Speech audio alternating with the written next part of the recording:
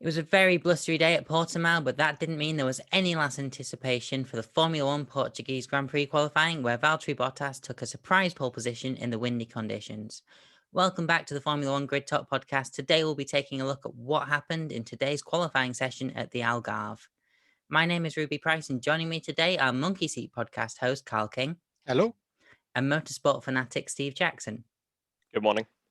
Good morning. First, Grid Talk is now powered by Manscaped. Use the code GridTalk20 to get 20% off your first order. Second, if you enjoy the podcast, we would love it if you could take 5 minutes to leave us a 5-star review on Apple Podcasts. So, Karl, after what has been his worst start to a season since joining Mercedes, Valtteri will be grateful for the confidence boost that this pole will hopefully give him. I jokingly called it, didn't I? That's the hilarity of it. I went like Ruby put up on our little group. She went, "Oh, who's it going to be?" And I said, "Bottas." Joked. Yeah, I mean, fair play on him. I didn't expect it. No one expected it. His practices weren't that great. I'm a bit shocked that he's there. I think he's as shocked as anyone else, along with Hamilton and Verstappen. I mean, nice, steady. What can you say apart from he probably deserved it? It was. He raced it well, but then he is Mr. Pole, isn't he? Really. So this doesn't mean anything on this race. I'm not expecting him to stay there in any stretch of the imagination. Well, it was Bottas Hamilton last year, and Lewis still won that race. So, Steve, 0.007 seconds back, Lewis Hamilton, both cars starting on the medium tyres. He'll be kicking himself, though, that, he missed both his 100th pole and specifically pole here. Yeah. I mean, it's that 100th pole is going to happen, I think, sooner rather than later. Going off his track record, but it's so close that there's really nothing you can call in it.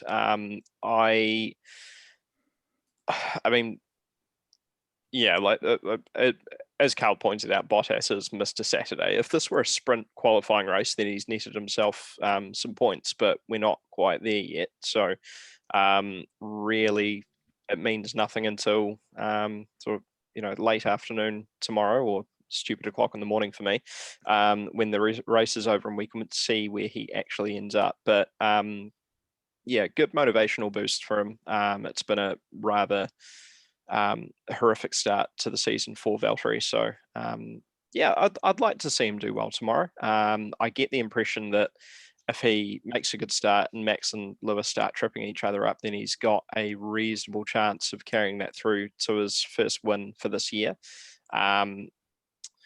History tells us his starts off pole can be shaky at times, so we'll see. We will see. So, Karl, Lewis Hamilton then, as I mentioned, as both me and Karl mentioned, that 100th pole is coming. P2 ahead of Max Verstappen. He won from here last year, and, it's Lewis Hamilton. He's a force to be reckoned with. Yeah, I think it's quite obvious that Hamilton's going to get that. I don't know what happened to Verstappen. I'm sure we'll talk about that in a bit, but Hamilton is the force to be reckoned with. I think he's very good on this track. If it's anything from last year, I know it was a bit of a mixed bag last year, but I can't see Hamilton not winning it. I think he might not get the 100th pole. It was, if I remember correctly, whatever the amount of wins that he had or something, and it was just like we kept waiting. I think it was 3 or 4 races until we actually got the win for the most amount of wins. So yeah, it'll be another race, but Hamilton, he's got this. I'm sure of it. Annoyingly, I'm not a Hamilton fan, but I'm a Hamilton fan because he's so good. And annoyingly, my little boy said he was a Hamilton fan in the black car. Man, he's 4. So Steve, P3, Max Verstappen, he did set the fastest time in the third qualifying session with a 1:18.2, but sadly for him, it was whilst he was having a bit of a wobble, and his lap time got deleted as he went off the track limits at T4.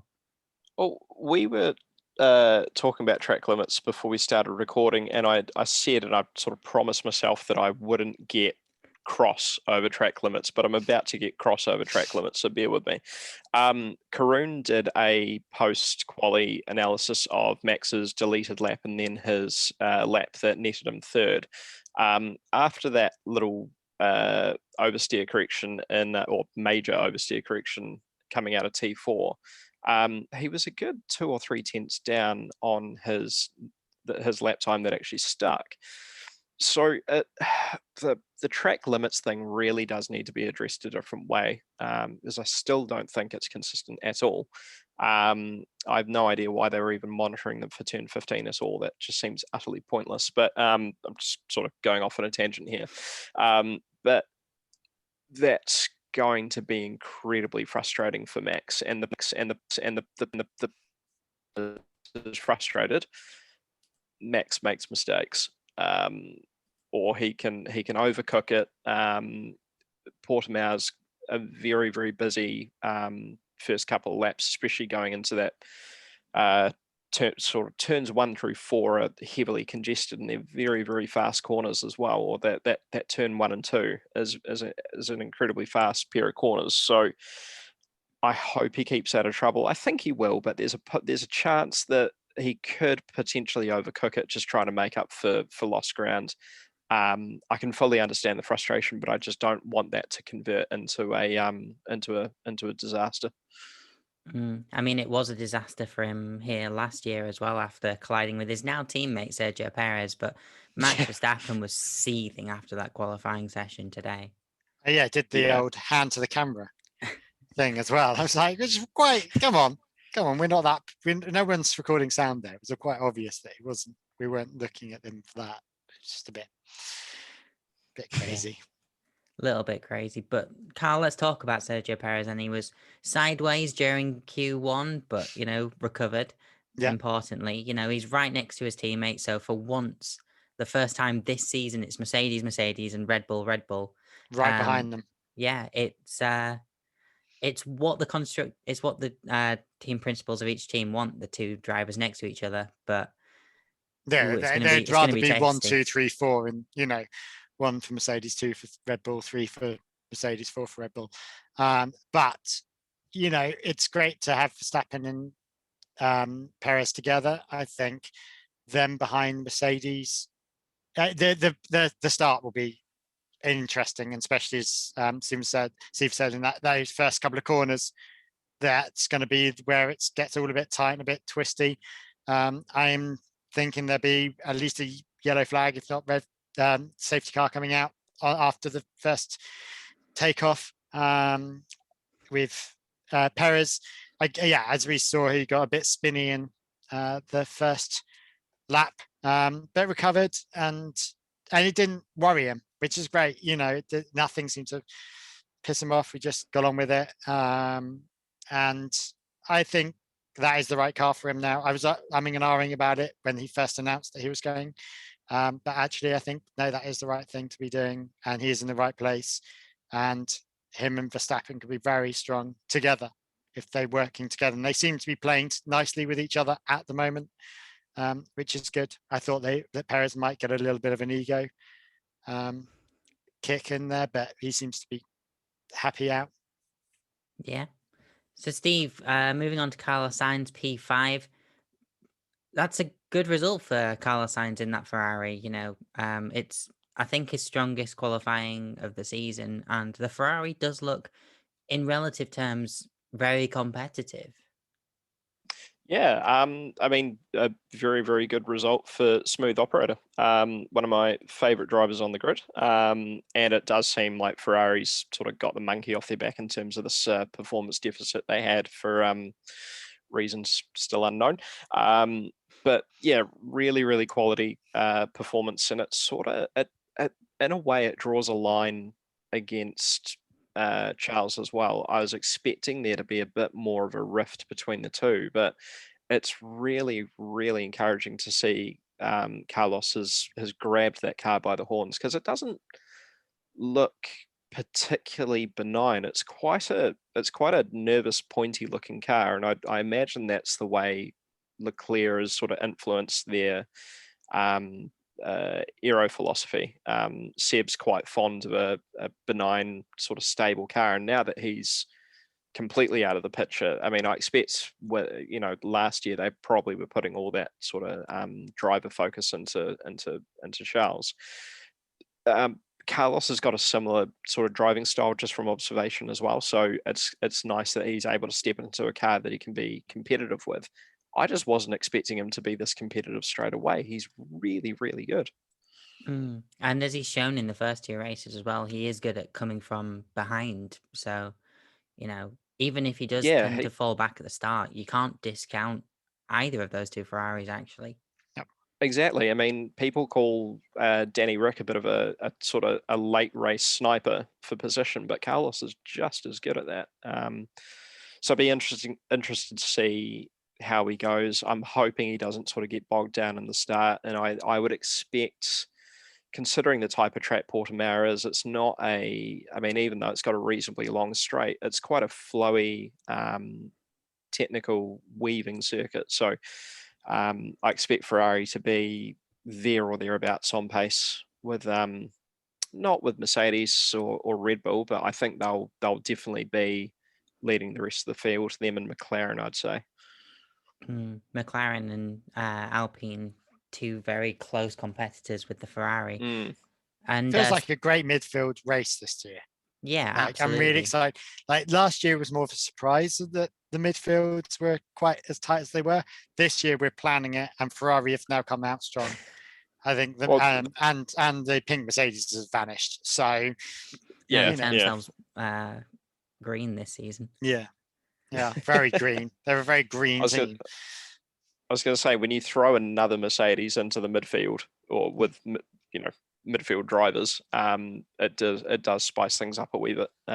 But yeah, we're seeing a more competitive spread, or competitive spread of drivers in the field this year, and cars as well, and they've all got very, very differing aerodynamic philosophies. I mean, the Alpine basically has a whale on top of it, and everything else looks fairly normal, but everybody's trying slightly different things. Yeah, which is nice it's just to kind see. of annoying that the grid becomes so packed up the season before we get new technical regulations, so it's all just going to change again. I mean, stability of regulations is naturally, that sort of thing is gonna turn up eventually. I mean, we've seen that with with stability of regulations in the past, that sort of 2010 to 2009 to 2013. By the latter half of 2012, there was really nothing in it. I mean, Red Bull weren't as dominant as people like to remember them as being, and same with 2013. So kind of a shame that the rules are changing. New cars they sound incredible though, in terms of how they're going to work. But yeah, this year is going to be insane, I think, in terms of competitiveness. Yeah, absolutely. So, Karl, let's look at Esteban Ocon P6. Very much being the guy in that team at the minute, his teammates struggling a little bit. Surprisingly, but is it? Ocon has been there for a long time, and he's Mr. Ambiguous. Not ambiguous. This is probably the wrong word. He's just a nothing character. Just does nothing. Sits in the middle of nothingness. I bet he's steady, and he's steady at doing nothing. Well, his teammates are egotistical. Yeah. Anyway, I'm not his teammate's best fan, but Ocon's done well this year. He's at least, I thought he'd be on the way out, especially if his teammate did better. But he's not. I think he's going to stay. I think the Alpine team is going to be strong this year. And as long as Alonso keeps doing what he's doing, then Alonso's there possibly for just 2 years. But I think Ocon could stay. I mean, if Ocon's got to be sensible, he's got to stay with that team now. And it's a great little car he's got. It looks great, which helps. But I feel that the Alpines whatever it turns into. I know there's rumours that Renault are thinking about leaving, but whatever it turns into over the years, I think Ocon should stay there. And because if he leaves there, he's not going to go anywhere else. No one else have him apart from Haas. Yeah, so Steve, P7 Lando Norris, if he'd set the time that he set in Q2, he'd be in third tomorrow. But sadly not, he's in P7. Do you suppose he just couldn't get his lap hooked up? It seems to be a theme of this year so far that Lando's being, has been sort of disappointed by qualifying. If we look back at Imola as well, not. I mean that Q2 time was excellent, but I think a lot of these times we're seeing the just the nature of the track conditions and the environment around them did have a part to play. I mean, we saw Lewis do a 117.8 on mediums in Q2, and then he just couldn't 117.9 in Q2 on medium tires, and then he just couldn't get anywhere near that in Q3. So I think the weather, especially the inconsistent wind gusts and that sort of thing, did have a part to play. Like, it was blowy. I thought they were exaggerating, but then I had a good look in the background. You could see trees quite sideways. Given where I live in the world, it's incredibly windy here in Wellington in New Zealand. So I know a thing or two about winds. You could call me an expert, so I'll be the channel's wind expert. Sorry, Ireland, west coast of Ireland. I think I can outdo you down here. Sorry, I'll we'll have a wind war. Well, I mean, Mazepin has those most days in the cockpit. But with sorry, with the shitting himself as he goes round. Anyway, yeah, sorry. Just complaining about nothing really. But with the winds, I think that did have a part to play. So I think across the entire field, bar one or two drivers who did make a couple of glaring errors, I don't think anyone should be too harsh on themselves if they didn't end up where they wanted to be. Lando's teammate is not one of those people I would include in that, but we'll obviously get to him down the road. But yeah, it was definitely a tricky session. And we've seen just how quick that McLaren Mercedes is now. I love being able to say that again. But yeah, we'll see where he ends up, obviously, in the race tomorrow, because that's what counts. But I'm hoping he's not beating himself up too much today, because he did a good job. Yeah, and as you mentioned, well, as you touched on, only one driver set a quicker time in Q3 than they did in Q2, and that was Valtteri Bottas, not including Verstappen's deleted lap time. But moving on to P8 then, Charles Leclerc, Ferrari. Karl, he'll be disappointed he's not, right next to his teammate, but again, P8 in a Ferrari. I mean, I think we should stop saying that now. I know that was last year's thing. Do you know that I think he'd be very disappointed, and especially with that Alpine up ahead of them. I think he wouldn't be too worried about Norris, but he's very steady. He's a great driver. He's shown it this year. He's taken his ego down a little notch this year. It doesn't feel like he's angry as he was last year about everything. And this year he's being a bit more controlled and calculated. And if he plays it right, he will be up, if not past his teammate. I think he's the better driver in the Ferrari camp. I'm not saying that Sainz Jr. is not, but let's be honest. Leclerc is better. I'm sorry. And he is the number one driver, but again, in that camp. So I think he'll be frustrated to be there, but I hope it gives him some push, because the fight between Leclerc, Norris, Ocon, Sainz, and Gasly is going to be immense in this race. I think the Red Bulls and the Mercedes are going to pull away, and we'll not really see them, and we'll end up just watching that pack like we do most race weekends at the moment, of watching what's going on in the middle rather than what's going on at the back or the front. And you just touched on him slightly, Pierre Gasly. Steve, P9, once again showing the potential of the AlphaTauri. it's very close in that midfield. So P9 in this context, good result. Yeah. He's just I think Gasly's shaken off the dust that had collected on him a couple of years ago when he was at Red Bull, and just I don't know if I'd say that the car made him look bad, because it's driver and car working together that makes a successful pairing. I mean, like, you're never going to get like, if you put Mazepin in a Mercedes, he's still going to be nowhere, because I just don't think he's got the potential. Likewise, if you put Lewis in a Haas or a Williams, that potential is not going to be there either. But with Gasly, he's I don't think about the Red Bull days anymore. I think about that P2 in Brazil in 2019. I think about his win at Imola last year. I think about just these incredible qualifying performances Monza.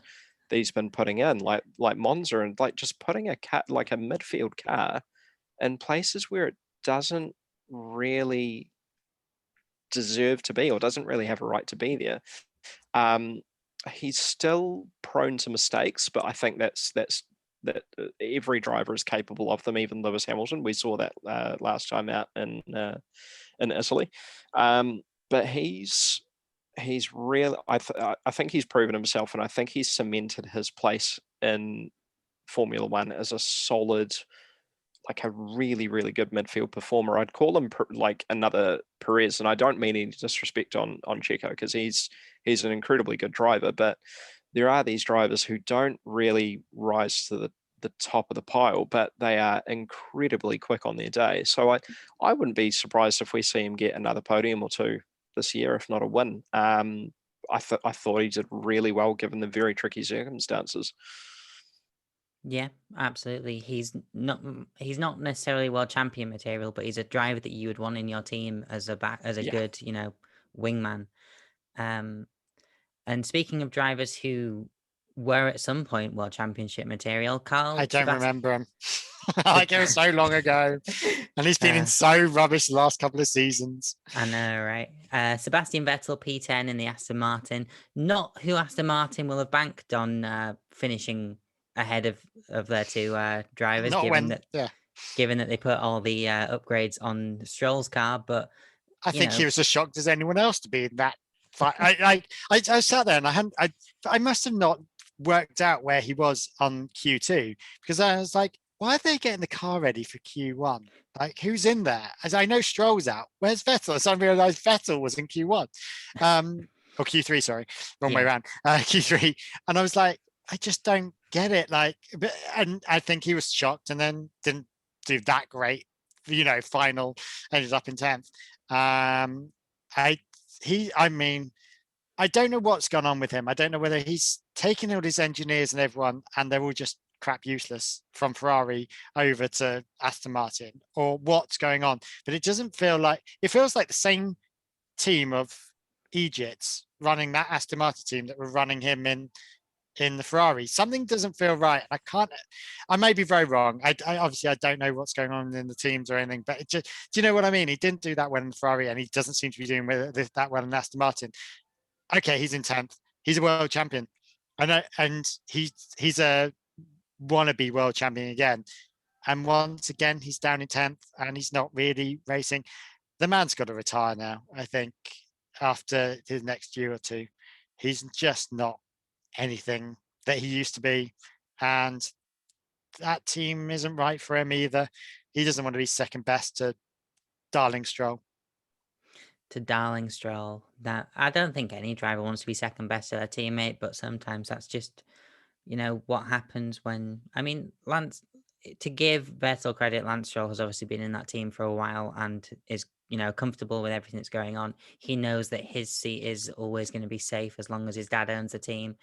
But if you put Gasly or even Tsunoda or even what's his chops, Raikkonen back in, into that second seat, I think it would have got better, because that's not a rubbish car. That Aston Martin is not a rubbish car. It's still designed on the useless format of the copycat system, but it's a decent car in there, and it should be doing a lot better. And I can't work out whether it's just the drivers or the cars.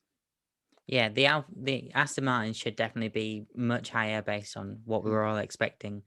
But a driver who certainly does seem to get the maximum out of his car, Steve, George Russell, P11 in the Williams Mercedes. I'm just predicting maybe next season. Not if You know- Bottas keeps putting on pole, he's not. Maybe, but either way, that was still a very good performance from George Russell, who was even in 11th when he was on the medium tyres in Q2.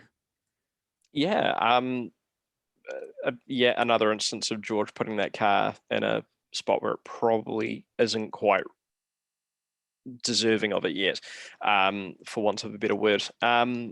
Yep, really good performance. I think it's incredibly obvious that George needs to either step up into a team that's a wee bit further up the field, or Williams basically need to build a slightly better car around them. And there is evidence of the Williams improving. I still maintain it's the best livery on the grid. I'm going to die on that hill. But the actual You on your own, performance of mate. the You car on your own. He's Leave not me entirely alone. on his own. I really like it as well. I really like it, but it's not the best. Yeah, no, it's the best, and I will die on this hill. It's not an argument. But there is definitely they're making gains. They're running ballast on the car, which is something I don't think they've done this year, or they started running ballast on the car late last year, but that's a good sign, because I mean, if your car's underweight, then that's they're obviously they're making gains in certain areas. The Mercedes power unit combination is obviously going to help as well, but George is showing that he's capable of more. And I think right up until the point where it went all horribly wrong at Imola, he was chasing Bottas down on merit. And He was about to overtake Bottas him was on merit.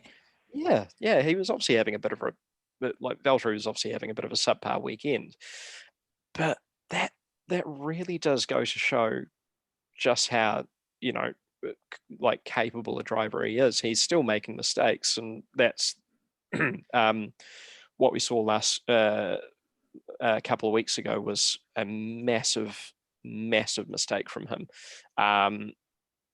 But yeah, provided he keeps his nose clean, I think maybe not next year. I can't see him going into Mercedes next year. I think they'll keep the combination they have for another year at least, just purely because it works. But I think 2023 onwards, George will be replacing either Lewis or Valtteri. They're saying that Williams car, they have made advancements, and looking at their LinkedIn, their new CEO is asking for a whole new aerodynamic team. They're pushing forward, and I think with the new team and not run by Claire Williams, this will be that Williams has the potential to get back up there, at least to a decent midfield team. And there's something going on there, because Latifi wasn't poor. Okay, we see where he ended up. I agree, and Russell was obviously amazingly well this week. And think about last week, Latifi again was great and Imola.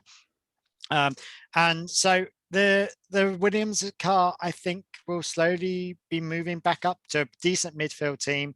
And the days when it's Ferrari, Williams, and McLaren playing against each other, I think are very close again. And I hope I'm true on that one, because that would be the greatest thing, seeing those three together again. Yeah, it would be it would be nostalgic for me, given when I started paying attention to F1, it was obviously McLaren and Ferrari, with the other teams occasionally showing up. But yeah, let's move on to the next. Antonio Giovinazzi, P12, Karl. The Alfa Romeos were both actually looking pretty feisty this weekend. They at least made it out of Q1. which is shocking. Yeah, it's the Alfa Romeo. I mean, it's a nothing team. They're going out next year as Alfa Romeo. They might go in something else. Giovinazzi is a rubbish driver. Let's all be honest. He's just filling a seat along with Raikkonen, because why bother changing something that sort of works and gets enough? It ticks the Italian. Giovinazzi ticks the Italian box, and that's why he's there with the Italian Alfa Romeo. That's literally the only reason he's there, and he'll be gone next year. Well played on him getting to 12th, but you'll see him down in 17th by the end of tomorrow. Certainly not by the end of the first lap, based on his opening lap performances over the last couple of seasons. Grand, but it takes a while. It takes a whole race, and he'll slowly trickle back. Yeah.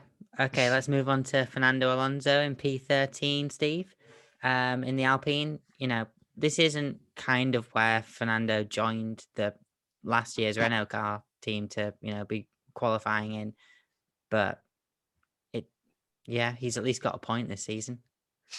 It feels almost criminal that we're talking about a man who won 2 World Drivers' Championships against one of the most ruthless drivers of all time, and Michael Schumacher. He's a Le Mans 24-hour winner. He's thrown himself behind the wheel of almost any racing discipline you can think of, and he's turned up to Portugal and put what appears to be a rather quick car on pace alone, in a place where it probably shouldn't be. It needs to be a wee bit further up. I'm not too sure what to make of Fernando so far. We know he's a quality driver. He's not the sort of character I'd go to the pub with if he invited me, which he never would. But he's an incredibly fast driver. Has a very, very unique driving style. He can basically drive around any sort of issue. So I'm not too sure where the blockage is, where he's not able to drive around the issues that the Alpine may be giving him. It's looking a hell of a lot more stable than it did in preseason testing, and especially around Bahrain as well. So I'm not too sure what's going on. He's still an unknown quantity. And Karl, you mentioned before, I mean, I can't see him lasting beyond 2 years at this rate. I mean, but Alpine have obviously brought him in with his knowledge and experience and his previous ties to Renault, but that only gets you so far. And if he doesn't start netting points, that's a concern.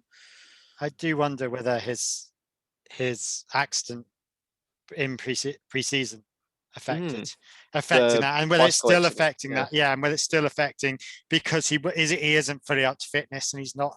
Everyone's still a lot more advanced fitness-wise than him, and understanding the car. Let's see what next season brings, because I think he'll be back up to full fitness. I don't know. There's something going on with Alonso. I'm not a fan, but I think something's going on, and he should be doing better.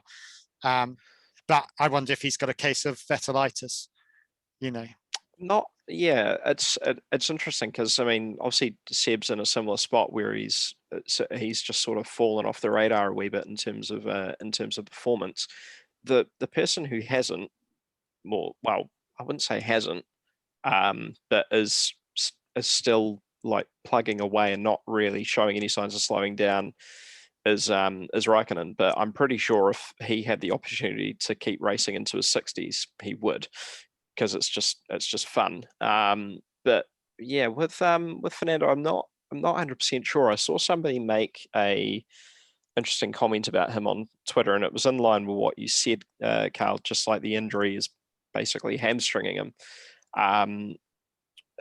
Somebody countered with that point saying, well, MotoGP riders break their arm every second weekend and they keep going. It's like, well, they're used to that. This isn't MotoGP. This is a different discipline.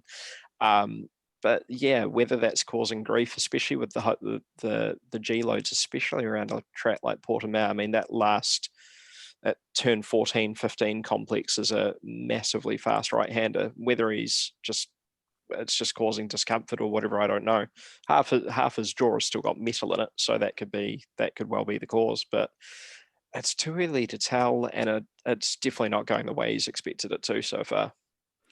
No, absolutely not. So, Karl, let's talk Yuki Tsunoda, P14. At least actually made it into Q2 this weekend, after crashing at Imola. His crash and burn last week, 2 weeks ago. Yeah. But, he's at least still making it around. And as a rookie, you are allowed these, mistakes in at least this part of the season. Yeah. He's got to get up to speed at some point. Yeah, but I think we'll see him around this place with a few spikes throughout the whole season. He is a rookie, and he's not in the best car, and he's got a little anger issue that needs chilling, to put it mildly. And he just needs to grow up. He'll be phenomenal once he takes time. But I'm not expecting anything from him this year. I'm not wanting anything for him. I think I'll support him because I think it's nice to see a Japanese driver, Japanese there. driver combined with a Japanese engine. Yeah, it's great, and I'm really supportive of that.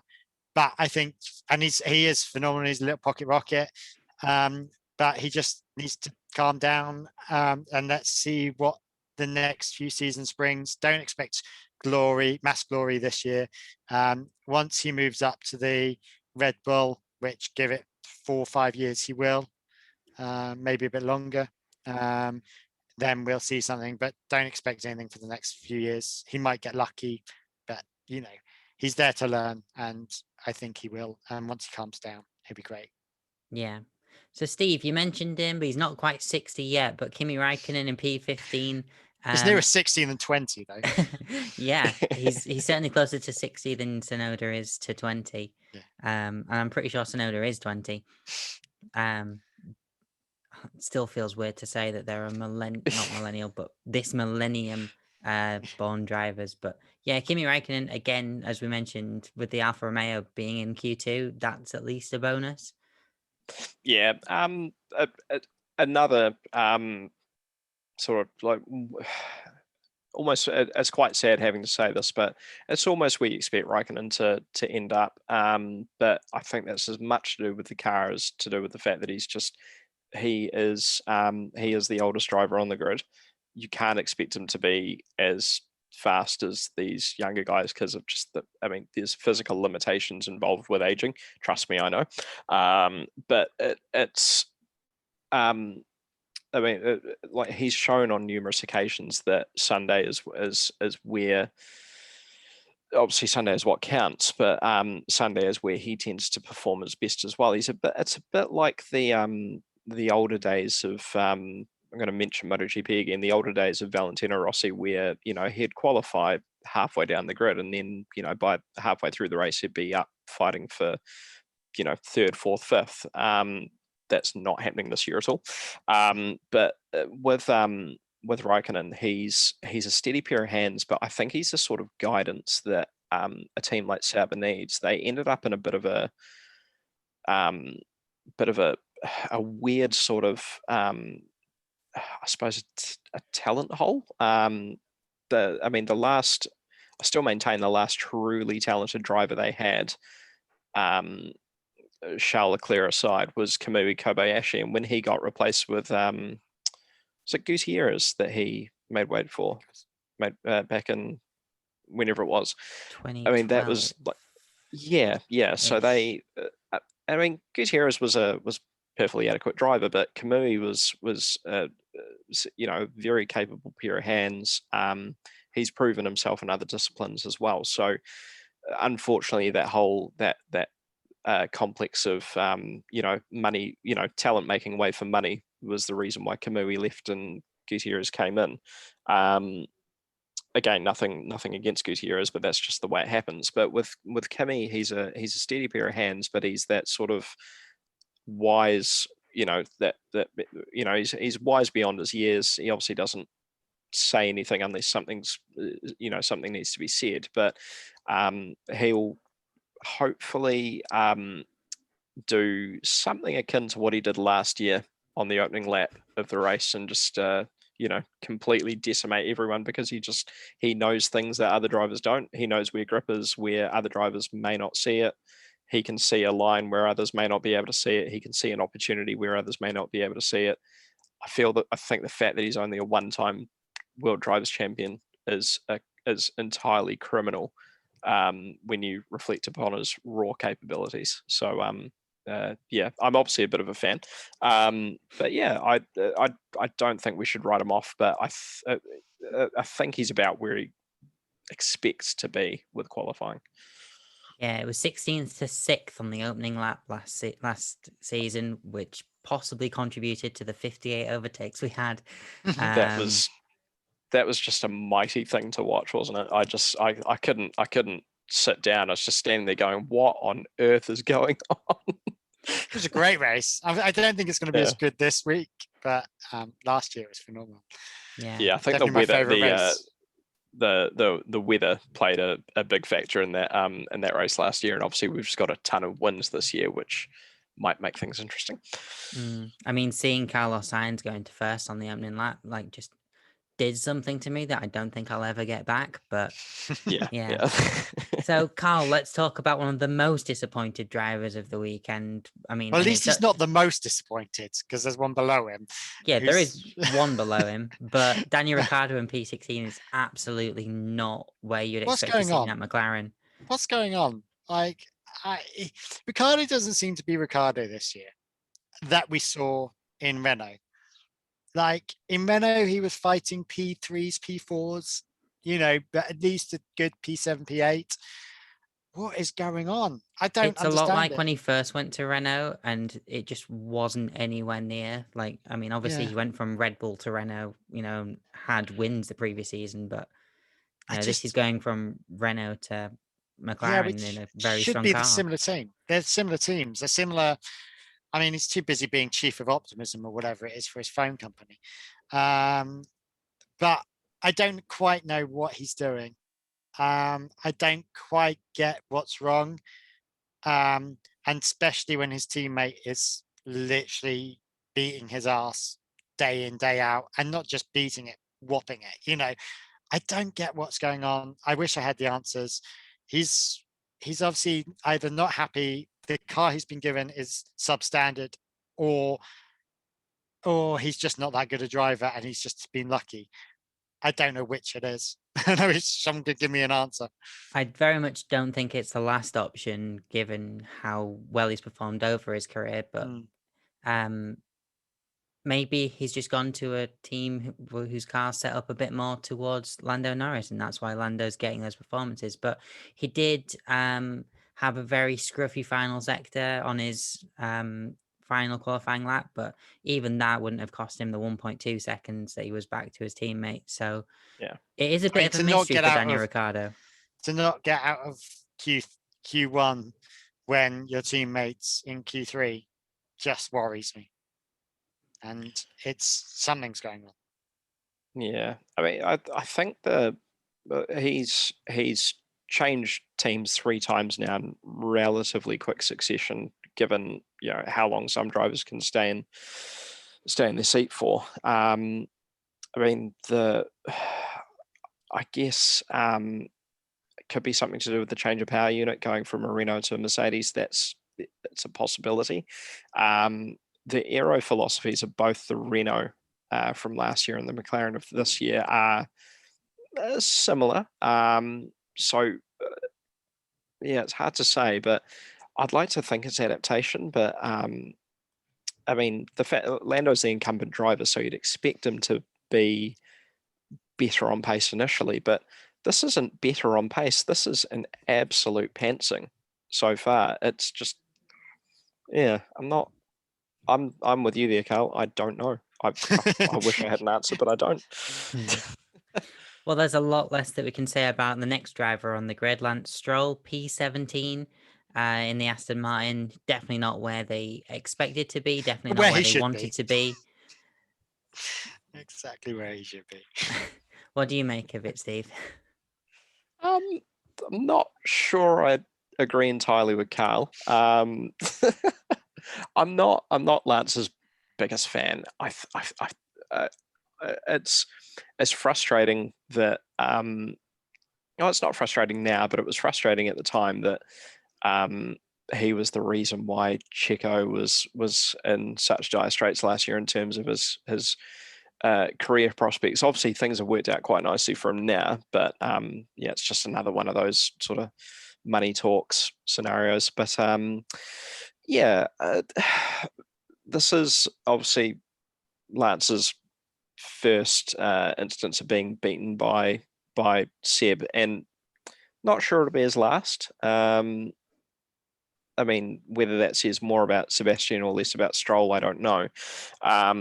But we've seen some good performances from him in the past. I mean, look at Turkey last year. He just that was. I still can't believe he did that actually.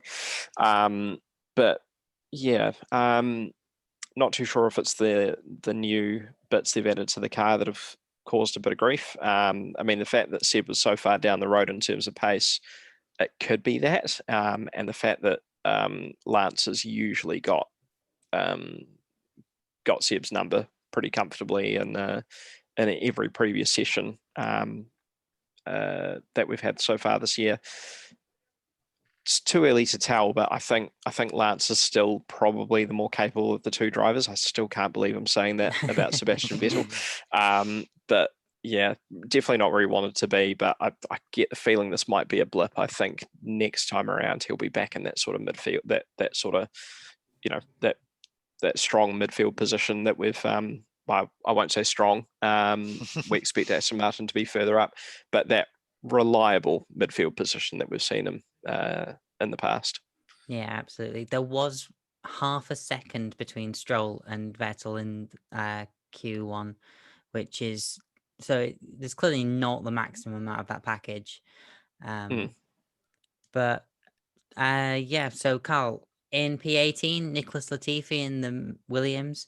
I nearly said Mercedes again, which, you know, that's certainly less likely than the other Williams driver. But, you know, this is kind of where we expect to see Latifi. Every now and then he does pop his head up, but, you know. Normal service is resumed.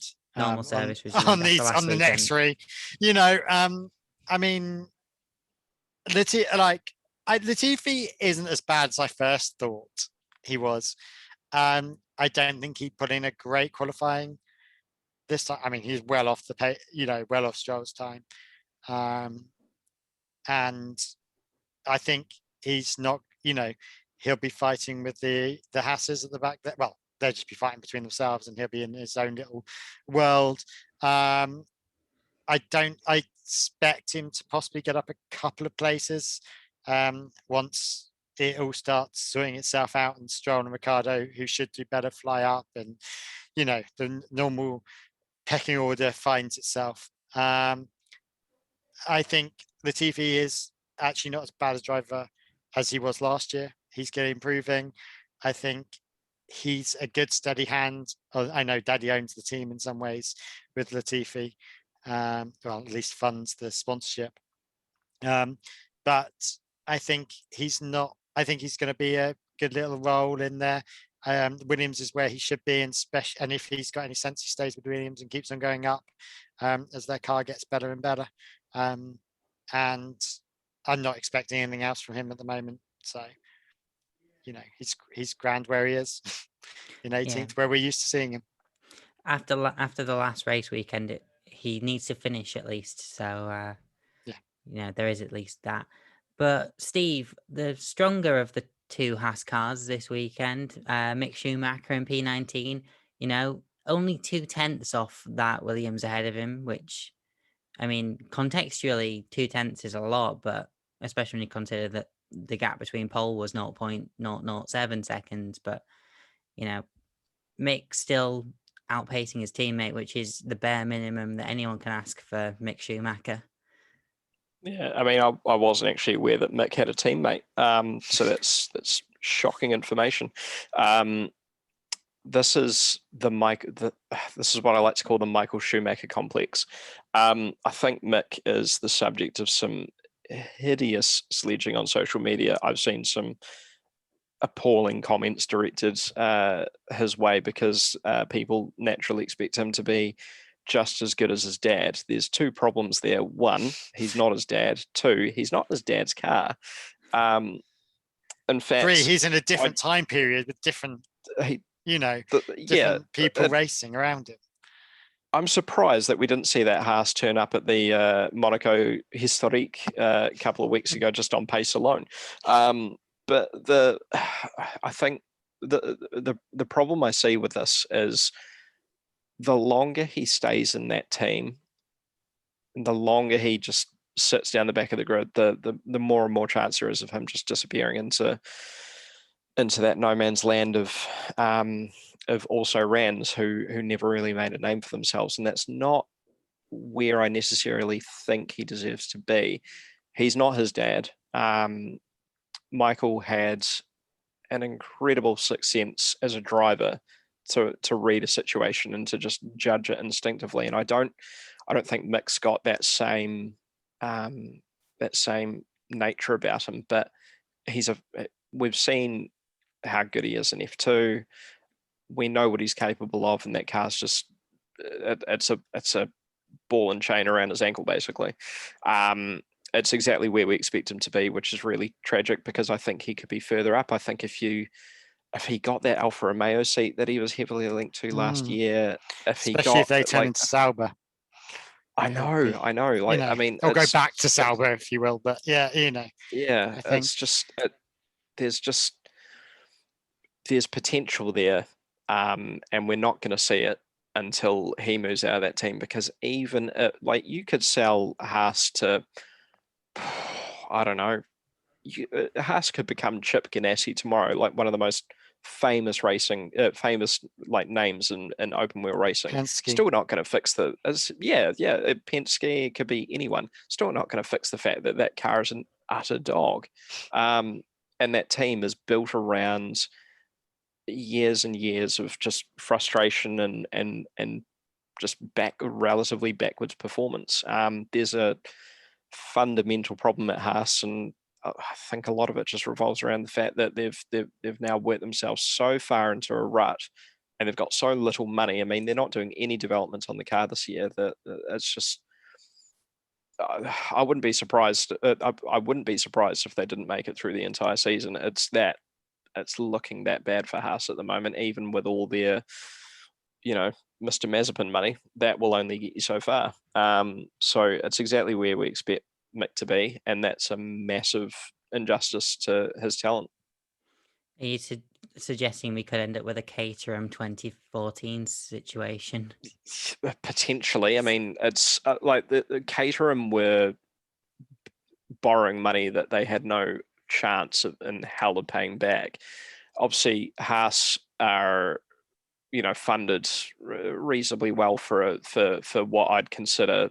I mean, I can't even call them a minnow team because that's unfair on the great minnow teams like Arrows and Minardi and that sort of thing. But the nature of Formula One has changed now. Like it costs so much more than it did, even when we saw what happened to Caterham a few years ago. But it's not just the cost; it's the actual it's the technical upkeep. These cars are incredibly complicated, and the more and more you get down the road of having to scrounge for spares and to try and make an aero or chassis or power unit component last a couple more races until you can get it replaced without being penalised. I mean, you basically just that affects snowballs, and there's only so much money you can throw at it now. Like these teams are all cost capped. It's not like that. Mazepin's money is gonna fix all their problems, because they can't just spend it willy-nilly. They have to be incredibly careful. They've got to maintain this year's team. They've got to pay all their staff. They've got to basically repair their car, because let's be honest, Mazepin is going to bin it multiple times, and they've got to develop next year's car. There's a lot of balls up in the air at the moment, and at the moment there's no one underneath to catch them. So to finish off the grid, Karl, Mick Schumacher's teammate, Do we have to P20. talk about him? Do we have to? We He's at the we back can there. talk about him for less than 10 seconds if possible. It's about as much time as he's going to spend on I the mean, track tomorrow. we do this thing in Ireland on the radio station, 3-word weather, 3-word racing, dick at back. Dick at back. You know, that's as exciting as we can get with him. I just, yeah, great. Normal service resumed. I mean, the fact that I'm harking back to 2 weeks ago race, the last race. I mean, Schumacher went man with a nose and still managed to beat him without a nose. Still managed to beat him. Come on, like what is wrong with this man? I wish I had something nice to say, but I don't. And there'd be far many more expletives coming out my mouth. How do you end up like basically half a second off another Haas? They can only go so slowly. So I don't know what happened. I mean, how many times did he spin off? I don't know. Like, check the website. Yeah. Oh yeah. I don't actually think he rotated the car this quali. I mean, he only had 15 minutes of track time. So I mean, wow. Like there's only so much you can do in 15 minutes, right? He did more laps than Lance Stroll. I mean, not that it matters. Yeah. But I just. I mean, I could get my Volvo out and do more laps than Lance Stroll faster than Mazepin. Do you know what I mean? It's like, if I wish I had a rich daddy, because I'd be in 20th. That's all I can say. Yeah. I mean, I'd be in 20th. I think it'd be just as we'd be just as sort of glum talking about it anyway. I think, but the fact that we could be talking about Callum Islet in the Haas. We'd be glum, but we'd all support him. But we'd support him because he's a brilliant driver and he's a great human being. We'll support Mick Schumacher. We'd support him. Yeah. You know. Yeah. But I can't support him. I can't support that team with him in it. It just seems a mess. Yeah. He just needs to crash into a wall, main himself, but not die, and just not air race again. That would just make my life. Okay. Sorry. So having covered all the grid, then we need to make some top 3 predictions. So, Steve, who gets your top step tomorrow? Oh God, that's a hard one. I'm going to be controversial here. Controversial? No, I'm going to say Max top step, and there's a very good reason for that, which I'll come to in a second. I think Lewis will be second. Lewis will get fastest lap though, and I think we'll see one of the 2 Ferraris in third. I reckon. One of the 2 Ferraris.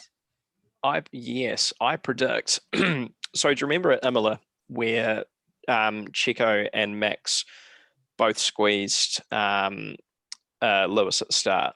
So I imagine that now that like Red Bull can reliably call strategy based on having 2 cars at the tip of the field, they'll try something similar. And I just predict a Bottas Perez coming together of sorts. I think Checo will chuck half a car up the inside of him at T1 or T2 and just punt him off, and that'll be our yellow flag, or our full course yellow or safety car. But in terms of their race runs, Ferrari actually looks pretty good. So I think they're in for a good shot. Lewis is always reliable, but I think Max is hungrier than anybody else in the grid for this year for the Drivers' Championship. This is really, let's be honest, this is their last chance, because I think once Red Bull take over the management and the upkeep of those power units, you can throw as many people from Mercedes or wherever at that engine as you want, but it's not Honda. It's not their engine. There are going to be just instinctive instinctive.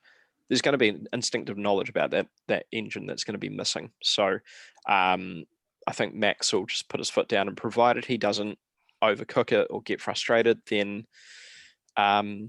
yeah, I think we'll see Max first, Lewis second, one of the Ferraris third. I'd say Charles, just to be safe. Karl, your top three, please. I think you're right. There's going to be a collision, but I think it's going to be between Bottas and Verstappen. I think they're both behind each other on that line. I think Bottas hasn't got the speed. Verstappen's going to get a bit twitchy with his right foot. Hamilton's going to keep out the way, and that's where the issue is going to be with those two. So